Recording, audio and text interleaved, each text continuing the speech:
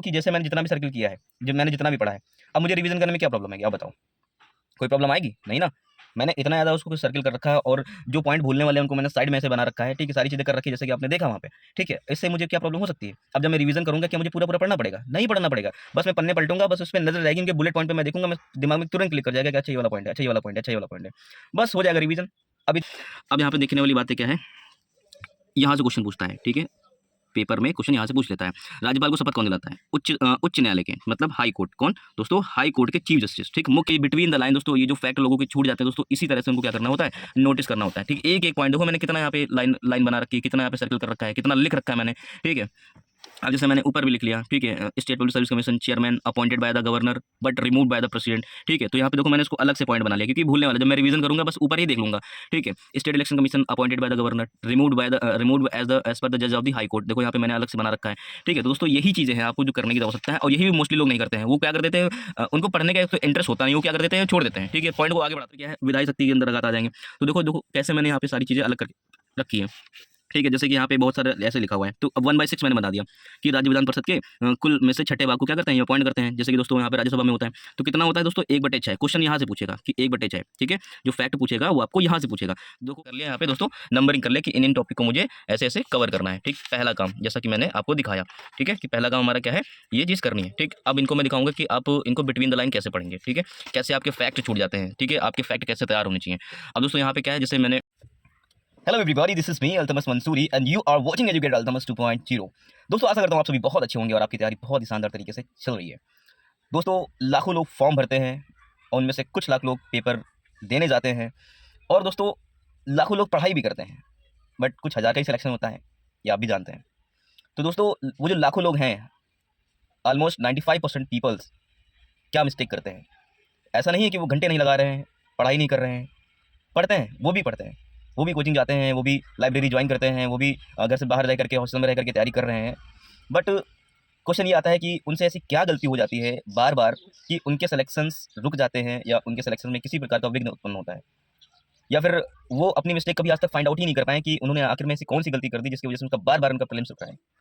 तो दोस्तों आज मैं एक एग्जाम्पल लेकर के आपको एक चीज़ समझाना चाहता हूँ, आपको बताना चाहता हूँ किसी टॉपिक के माध्यम से कि दोस्तों आप जब पढ़ाई करेंगे so don't repeat this mistake again and again. आप भी वही किताब पढ़ रहे हैं, मैं भी वही किताब पढ़ रहा हूँ, आप भी वही टॉपिक्स पढ़ रहे हैं, मैं भी वही किताब पढ़ रहा हूँ, वही टॉपिक्स पढ़ रहा हूँ।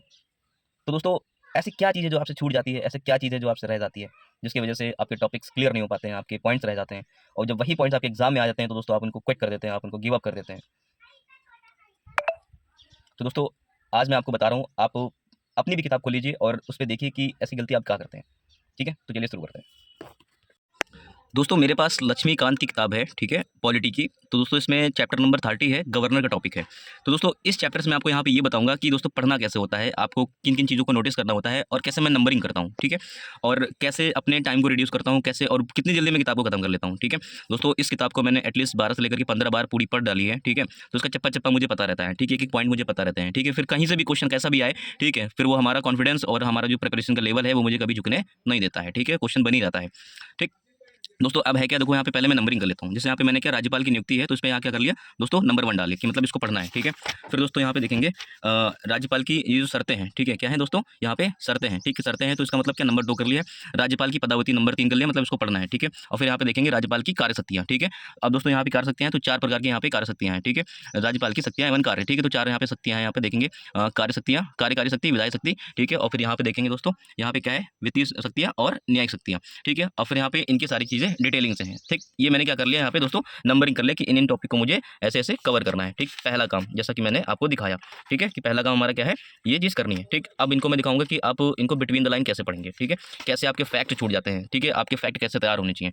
अब दोस्तों यहाँ पे क्या है, जैसे मैंने यहाँ से लेकर के यहाँ तक की सारी कहानी पढ़ी, ठीक। तो अब मुझे पता चला कि राज्यपाल का जो डिस्कशन हुआ है वो संविधान के भाग 6 में हुआ है। कहाँ पे हुआ, भाग 6 में हुआ है। आर्टिकल नंबर 153 से लेकर के आर्टिकल नंबर 167 तक की क्या है, राज्यपाल के बारे में डिस्कस किया गया है, ठीक है। अब मुझे इतना यहाँ से यहाँ तक भसंड करने की जरूरत नहीं है, हमारे पॉइंट काम के नहीं है, ठीक है। अब यहाँ पे देखेंगे राज्यपाल की नियुक्ति, ठीक है, राज्यपाल की नियुक्ति। अब यहाँ पे ध्यान देने वाली बात क्या है, राज्यपाल ना तो जनता द्वारा सीधा चुना जाता है, ठीक है, क्या यहाँ पे लिखा हुआ, जनता के द्वारा सीधा नहीं चुना जाता है, ठीक है, और ना ही अप्रत्यक्ष रूप से, ठीक है, लाइक प्रेसिडेंट की, जैसे प्रेसिडेंट का चुनाव होता है उस तरह भी इनका इलेक्शन नहीं होता होता है, मतलब ना ही ये जनता के द्वारा चुने जा रहे हैं डायरेक्ट रूप फॉर्म में, और ना ही ये इनडायरेक्टली, ठीक जैसे राष्ट्रपति का, प्रेसिडेंट का इलेक्शन होता है उनकी तरह भी इनका सिलेक्शन नहीं होता है, सॉरी इलेक्शन इनका नहीं होता है, ठीक है। तो इनका क्या होता है, अब ज़रा देखिएगा, राष्ट्रपति की तरह संवैधानिक प्रक्रिया के तहत इनका चुनाव नहीं होता है, ठीक है। उनकी नियुक्ति राष्ट्रपति की मुहर लगे अज्ञात पत्र के माध्यम से होता है। इनका मतलब क्या है, आज्ञा पत्र का मतलब क्या हो गया कि भैया इनका जो सिलेक्शन होगा वो राष्ट्रपति क्या लगाएंगे, उस पर एक मोहर लगा देंगे। मोहर लगाने मतलब पहले व्यक्ति का चुनाव हो जाएगा कि इनको राज्यपाल बनाना है फलाने स्टेट का, ठीक है। फिर उसके ऊपर ओके कर देंगे, तब जा करके, मतलब कहने का यहाँ पे क्या है कि यूनिटरी पावर का एक क्या है, यहाँ पे एक फीचर देखने को मिला है कि केंद्र का राज्यों पर कैसे प्रतिनिधित्व होता है, ठीक है। यहाँ पे केंद्र में पावर है, समझिए बात को, केंद्र का राज्य के ऊपर क्या है, ये एक प्रकार से कंट्रोल है, ठीक है, कि मैंने अपना ही प्रतिनिधि as a governor, as a राज्यपाल के रूप में वहाँ पे क्या रखा है, बैठा रखा है, ठीक है। अब देखो यहाँ पे एक जजमेंट आता है, ठीक है, सुप्रीम कोर्ट का 1979 में उन्होंने कहा कि राज्यपाल का जो कार्यकाल है, ठीक है, ये रोजगार नहीं है, ठीक है, यह एक स्वतंत्र संवैधानिक कार्यकाल है, ठीक है, लेकिन ऐसा होता नहीं है, ठीक है, खाली बातों में कहा दिया है। अब दोस्तों यहाँ पे क्या है, अभी जो पॉइंट लिखे हुए हैं दोस्तों, ये हमारे मेंस के लिए हैं। किसके लिए लिखे हुए हैं, ये मेंस के लिए लिखे हैं कि भैया जो राज्यपाल का चुनाव होता है वो डायरेक्ट क्यों नहीं होता है। दोस्तों इन पॉइंट को आपको क्या करेंगे, छोड़ देंगे, ठीक है, आपको ये पॉइंट रिलेवेंट नहीं है दोस्तों। यहाँ तक कि आप देखेंगे ये पॉइंट यहाँ पे क्या है, ये सारे वही पॉइंट है कि भैया इनका इलेक्शन ऐसा क्यों नहीं होता है। तो दोस्तों अब यहाँ पे नोटिस करने वाली बात क्या है, तो इसलिए अमेरिकी मॉडल जहाँ राज्यपाल को सीधे चुना जाता है को छोड़ दिया गया है, और कनाडा मॉडल पे क्या कर लिया गया है, राज्यपाल के इलेक्शन को अपॉइंट किया गया है, ठीक है, इलेक्शन को किया गया है। तो मतलब क्वेश्चन यहाँ से पूछा गया जाएगा आपके प्रीलिम्स में कि जो राज्यपाल का चुनाव होता है वो किस देश के सिस्टम से उठाया गया। तो दोस्तों यहाँ पे अमेरिका भी दे रखा होगा, 2-4 कंट्री और भी डाल लिखेंगे, तो यहाँ पे दोस्तों क्या लिखेंगे, कनाडा लिखेंगे, क्या लिखेंगे, कनाडा लिखेंगे। फिर दोस्तों यहाँ पे क्वालिफिकेशन है कि वही भारत का नागरिक होना चाहिए, 35 वर्ष पूरा होना चाहिए, ठीक है। और हाँ, यहाँ पे नोटिस करने वाली बात यह क्या कि पहला क्या है, उससे बाहरी होना चाहिए, मतलब जिस राज्य में वो अपॉइंट होगा वो उस राज्य का नागरिक नहीं होना चाहिए, ठीक है, क्या उस राज्य का नागरिक नहीं होना चाहिए। दूसरा क्या है कि जब राज्यपाल की नियुक्ति हो तब राष्ट्रपति के लिए आवश्यक है कि वो राज्य के मामले में मुख्यमंत्री से परामर्श लें, ठीक है। अब क्वेश्चन दोस्तों यहाँ पे ऑप्शन में उठा करके ऐसे डाल दिया कि अब ऑप्शन में दोस्तों यहीं से उठा के डाल देगा कि ऐसा होता है कि नहीं होता है कि राष्ट्रपति जो है जब किसी भी राज्यपाल को अपॉइंट करता है किसी भी राज्य के लिए, तो उस राज्य के जो मुख्यमंत्री होते हैं उनसे परामर्श लेनी होती है या फिर नहीं लेनी होती है, ठीक है। इस तरह से ऑप्शन में डाल देगा और सही गलत करके पूछ लेगा, ठीक है दोस्तों। अब फिर यहाँ पे क्या है, राज्यपाल के पद की शर्तें हैं, ठीक है, कि उनके कौन कौन मतलब शर्तें क्या हो सकती हैं दोस्तों, आप इनको अच्छे से पढ़ेंगे, ठीक है।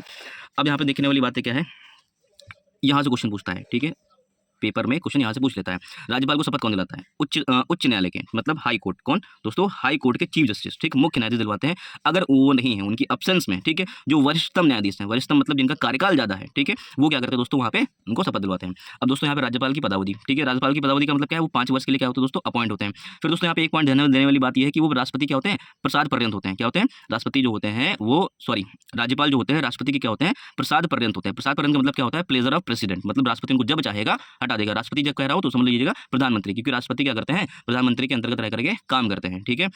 अब दोस्तों क्या है, राष्ट्रपति को संबोधित करना कर अपना त्यागपत्र भी दे सकते हैं, ठीक है। पहले क्या है, 5 वर्ष कार्यकाल हो जाएगा तब हटा सकते हैं, ठीक है, या फिर उनको राष्ट्रपति खुद ही हटा सकता है, या तो दोस्तों क्या कर सकते हैं, या खुद ही राष्ट्रपति को, किसको अपना पत्र देंगे, राष्ट्रपति को देंगे, राष्ट्रपति को संबोधित कर अपना त्यागपत्र दे सकते हैं, मतलब रिजाइन कर सकते हैं, ठीक है। तो दोस्तों यहाँ पे बातें समझ में आ रही होंगी आपको। अब दोस्तों यहाँ पे क्या है अब दोस्तों यहाँ पे आपने देखा कि उच्चतम न्यायालय ने व्यवस्था दी, क्या उच्चतम न्यायालय ने यह व्यवस्था दी कि राज्यपाल के ऊपर राष्ट्रपति के प्रसाद पर्यंत का मामला न्यायपूर्ण नहीं है। मतलब न्यायपूर्ण नहीं होने का मतलब क्या है, किसी भी को जल्दी हटा दोगे, किसी को भी जो सही काम नहीं कर रहा है, कुछ भी हो रहा है, आप उसको हटा दोगे। तो देखो उच्चतम न्यायालय ने इस बात का विरोध किया है, क्या उच्चतम न्यायालय ने कहा है कि जो प्लेजर ऑफ प्रेसिडेंट है, राज्यपाल का जो पद है, ठीक है, वो क्या है, न्यायपूर्ण नहीं है, क्या न्यायपूर्ण नहीं है, ठीक है। अपने जजमेंट में सुप्रीम कोर्ट ने ऐसा बोला है। राज्यपाल के पास ना तो कार्यकाल की सुरक्षा है और ना ही कार्यालय की निश्चिंतता है। निश्चिंतता का मतलब क्या है, कोई सर्टेनिटी नहीं है, आज है कल नहीं है, आज हटा दिया कल हटा दिया, कोई गारंटी नहीं है, ठीक है। तो दोस्तों ये सारी चीज़ें हैं, ठीक है। अब देखो यहाँ पे एक जजमेंट है, संविधान में ऐसी कोई विधि नहीं बनाई गई है, मतलब ये क्या है, ये मेंस के लिए इंपॉर्टेंट है, ठीक है। देखो इसको मैंने यहाँ पे इस रेड पेन से अलग कर रखा है और इसको यहाँ पे लिख रखा है, मेंस के लिए इंपॉर्टेंट है, ठीक है। अब दोस्तों यहाँ पे देखेंगे कि राज्यपाल की शक्तियाँ, ठीक है, तो राज्यपाल को दोस्तों 4 प्रकार की शक्तियाँ यहाँ पे परफॉर्म करने को मिली हैं। कार्यकारी शक्ति है, विधायी शक्ति है दोस्तों, और यहाँ पे क्या देखने को मिल रहा है, वित्तीय शक्ति और न्यायिक शक्ति, ठीक है।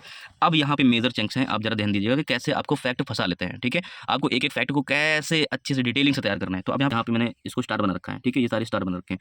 वह राज्य के महाधिवक्ता को नियुक्त करता है, ठीक है, एडवोकेट जनरल को, ठीक है, advocate general of the state, जैसे कि अटॉर्नी जनरल ऑफ इंडिया होता है केंद्र के लिए, उसी तरह क्या होता है राज्य के लिए क्या होता है, एडवोकेट महाधिवक्ता होता है, ठीक है, उसको अपॉइंट करते हैं। अगर ध्यान देने वाली बात क्या है, ये क्वेश्चन यहाँ से पूछता है, प्रीलिम्स में फंसाता है कि जो एडवोकेट जनरल हैं, राज्य के जो महाधिवक्ता है, ठीक है, क्या वो प्लेजर ऑफ प्रेसिडेंट होते हैं, क्वेश्चन यहाँ फंसाएगा, ठीक है। तो उसको देखो मैंने अलग करके रख रखा कि प्लेजर ऑफ राज्यपाल, ठीक है, सॉरी प्लेजर ऑफ प्रेसिडेंट में बोल दिया, ठीक है, प्लेजर ऑफ राज्यपाल, ठीक है, वो राज्यपाल के क्या होते हैं, प्रसाद पर्यंत होते हैं। फिर देखो वह राज्य निर्वाचन आयुक्त को नियुक्त करता है, मतलब स्टेट इलेक्शन कमिश्नर को क्या करता है, वो अपॉइंट करता है, ठीक है, लेकिन उसको हटाना कैसे होता है, देखो यहाँ पे मैंने सर्कल बना रखा है, उच्च न्यायालय के न्यायाधीश की तर्ज पर, जैसे उच्च न्यायालय की मतलब हाई कोर्ट के, सुप्रीम कोर्ट को जैसे हटाया जाता है, हाई कोर्ट के जज को जैसे कि दोस्तों हाई कोर्ट के जज को, ठीक है, हाई कोर्ट के चीफ जस्टिस को हटाया जाता है, ठीक उसी प्रक्रिया से क्या करना होता है, स्टेट इलेक्शन कमिश्नर से उनको हटाना पड़ता है। ठीक है, मेरी बात समझिएगा। देखो यहाँ पे ये पॉइंट मैंने कर रखे हैं, क्वेश्चन यहीं पे आपको फंसाएगा कि किस तर्ज पे हटाना होता है, उच्चतम न्यायालय या सुप्रीम कोर्ट, इस तरह से पूछ सकता है।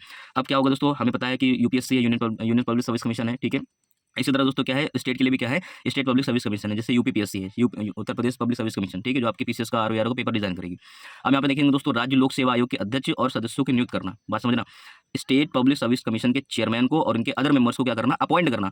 लेकिन दोस्तों ये उनको हटा नहीं सकते हैं, दोस्तों क्या हटा नहीं सकते हैं, ठीक है। उसके लिए दोस्तों ये किसके ऊपर जाएगा, राष्ट्रपति ही हटा सकता है, ना कि राज्यपाल। ये देखो मैंने इंपॉर्टेंट भी लिख रखा है यहाँ पे, ये सारे फैक्ट फंसाते हैं कि स्टेट पब्लिक सर्विस कमीशन के चेयरमैन को या अदर मेंबर्स को अपॉइंट तो कर लिया, लेकिन उनको हटाएगा कौन, तो दोस्तों उनको राष्ट्रपति ही हटा सकता है, ना कि किसी भी स्टेट का राज्यपाल, ठीक है।